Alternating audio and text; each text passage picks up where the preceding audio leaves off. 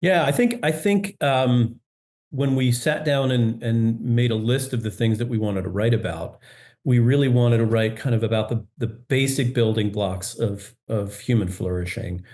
What is it that makes up a good life and its sort of elements? And we also wanted to address the places where they were struggling at the same time. And so these three pieces emerged quickly as both the loci of struggles, but also the center of a good human life. So really quickly, when they come and think about work, they're obsessed with work. They most of them think about college as a transactional relationship. It's just about getting a job. Um, they're given kind of a social script, and parents who don't know what to say when their sons and daughters come and say, I want to find a good job, say, well, do anything, keep your options open, you can do anything. So on the one hand, they're told this kind of open-ended, keep everything open. On the other hand, they're told there's only a couple really successful careers. It's kind of be a doctor, be a lawyer, be an engineer, or you're a failure.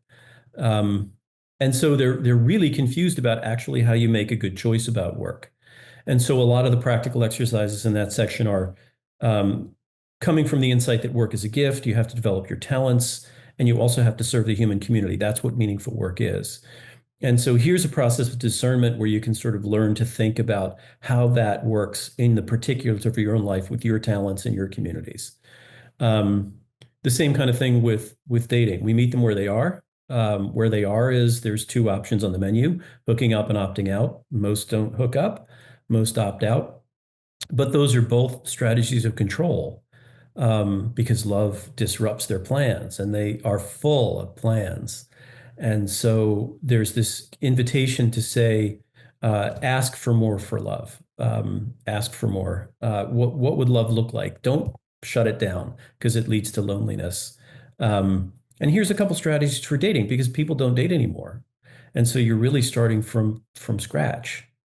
Um, in terms of leisure, I would say, yeah, when they put down that productivity machine, when they're kind of done with all the activities and achievements that they're focused on, what is left? That's the heart of a good life, but really they're so exhausted by that other stuff that what they do is get on a screen or engage in social media or play video games, and they know there's a problem with that, but they're not sure what to substitute for it. And so the leisure chapter is sort of how do you cultivate your leisure garden? How do you think about your life as a Sabbath? Um, that's sort of the three elements of the book.